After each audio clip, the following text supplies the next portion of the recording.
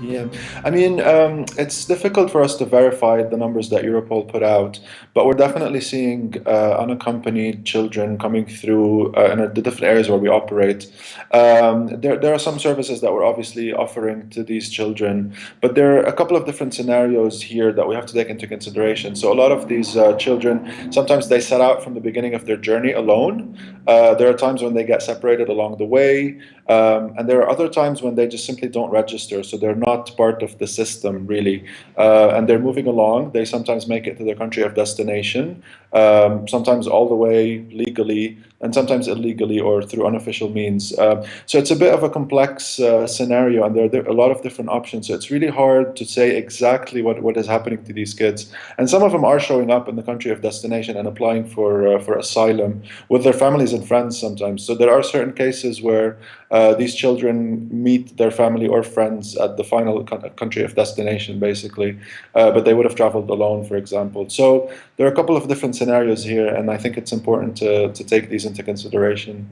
We have teams in Greece, we have teams in Macedonia or Fyrom, we have teams in Serbia and Croatia, and we're positioned along the migration route, if you may. So it's the specific route. I mean, so basically the road that goes all the way through, and we have strategic locations in the camps where sometimes they get registered, and we have teams that are really specialized in identifying unaccompanied children. So we call them the child protection experts. So sometimes they speak with people, they speak with the children themselves, and a couple of questions. We also work with the local authorities to try to help them to identify some of these children.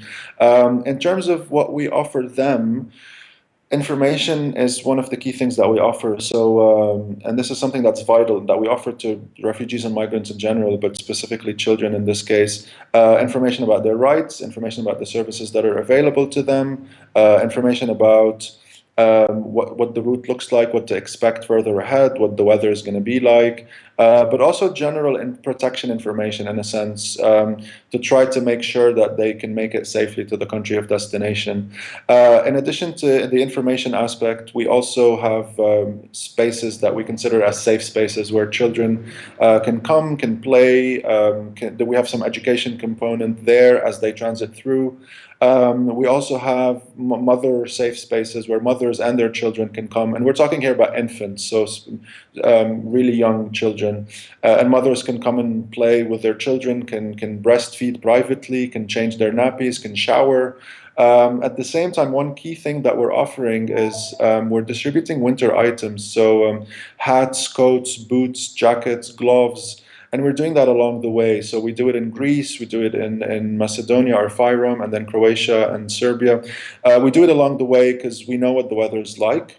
And people often cannot, or unable to carry a lot of that stuff with them.